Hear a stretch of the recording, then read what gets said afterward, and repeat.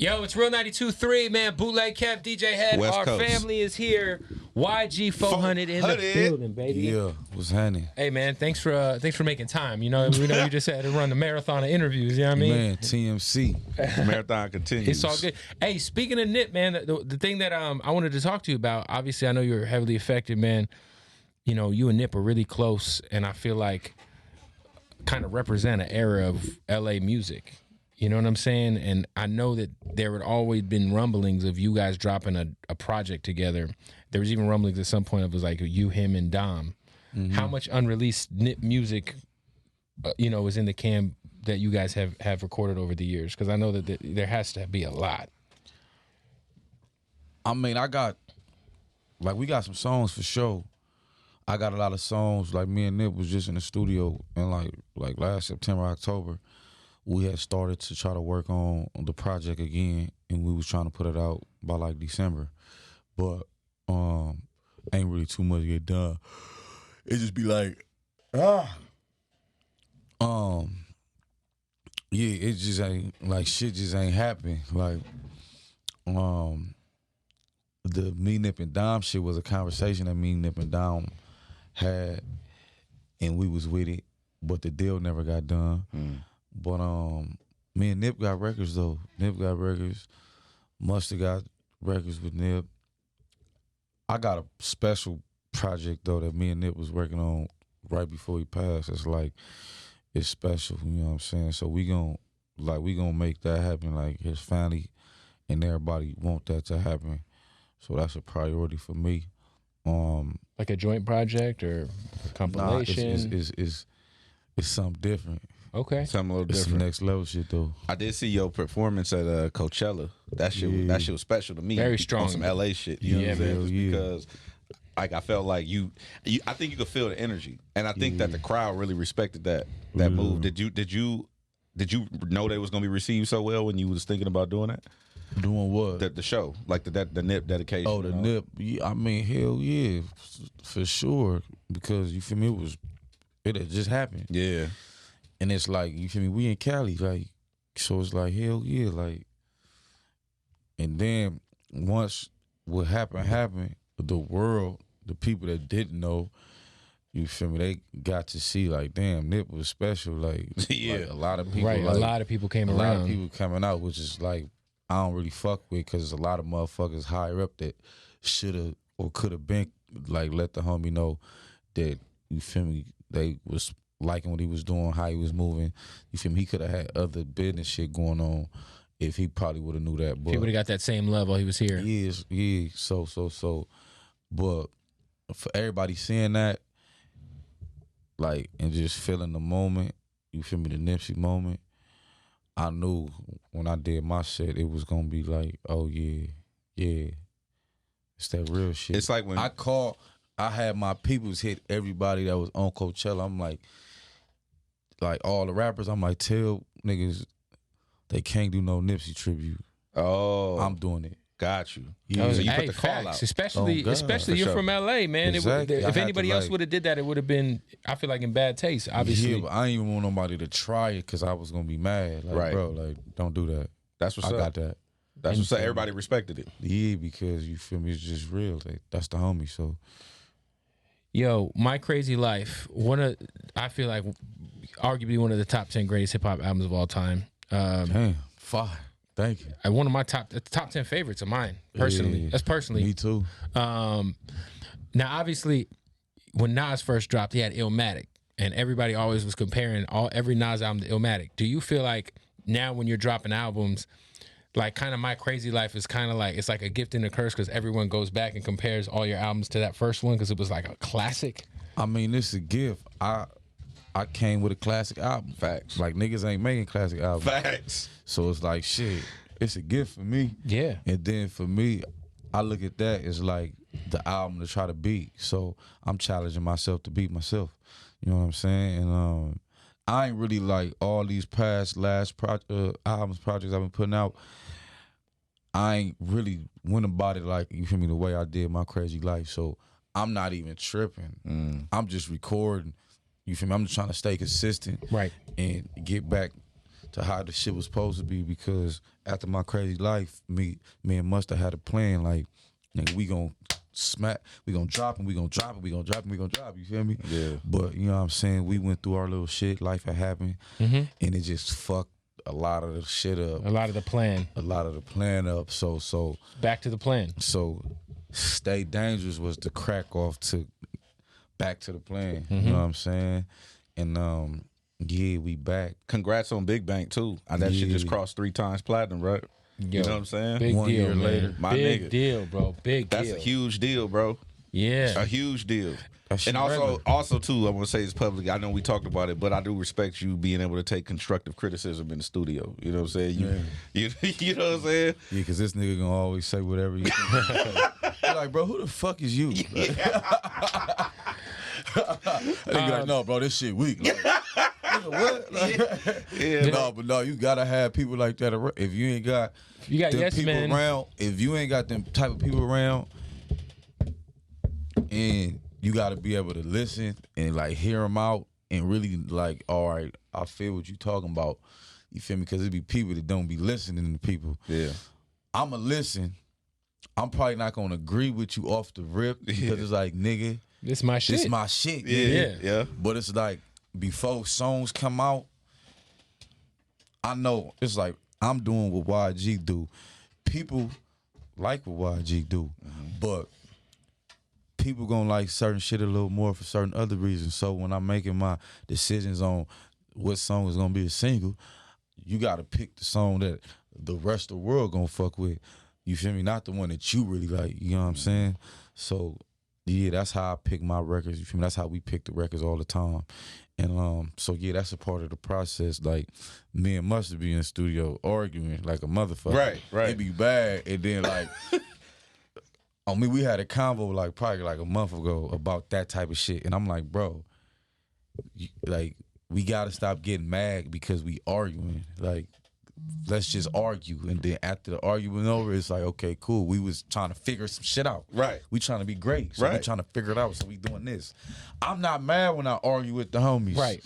It's like, nigga. Yeah, me either. I'm fucking trying to get my shit across. You trying to get your shit across. Like, period. At the end of the day, we got the same goal, and you feel me? We trying to be great. I think it's just your energy though, because I remember when I told you that shit, that I didn't like that shit that you was playing me before you made Big Bang. You had like, it was kind of like, man, you got me fucked up, head. And it was like, you know what I'm saying? So I can see why Mustard and somebody would be like, hold on, like. Nah, niggas don't be like, hold on, niggas be arguing. Yeah, right. Niggas be like, nigga, I don't give a fuck about that YG shit, nigga. All that nigga like, that nigga like, I don't give a fuck about that shit.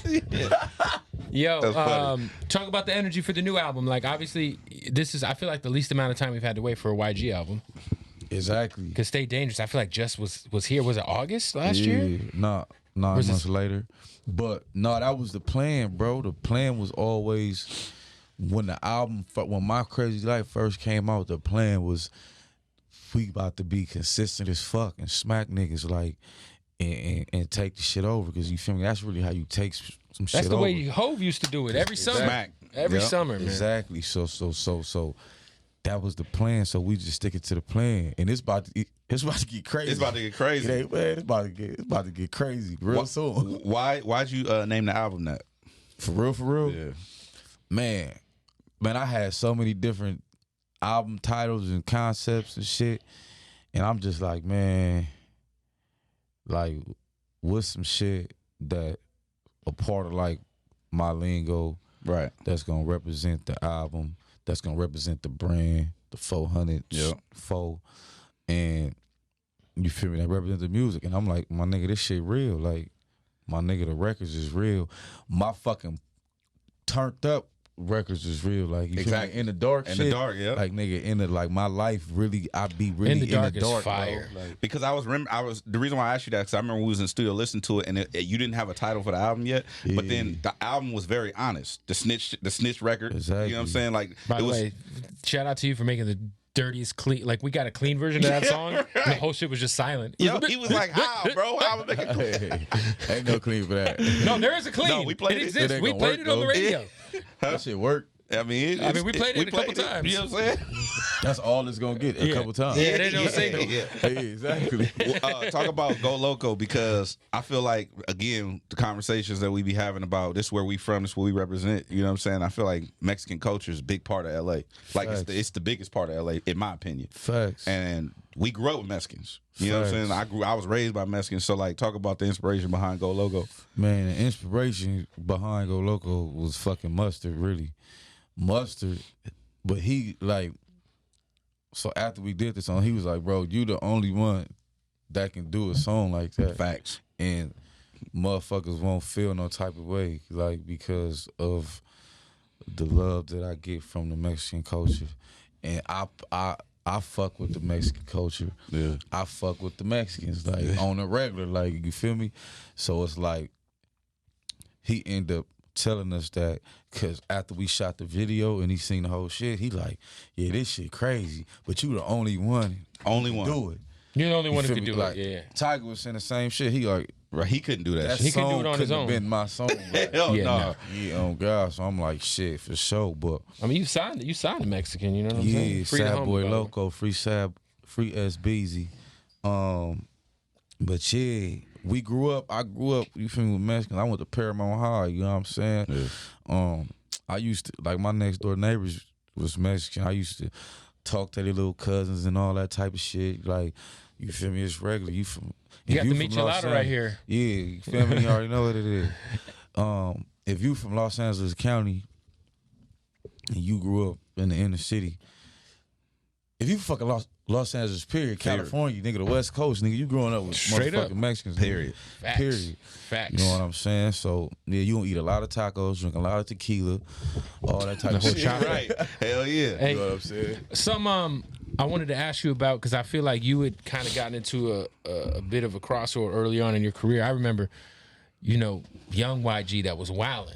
You know what I mean? You remember that celebrity theater show in Phoenix? The Yeah. shit went crazy. Yeah. I was hosting that bitch, but shit was getting thrown in the it was crazy, bruh.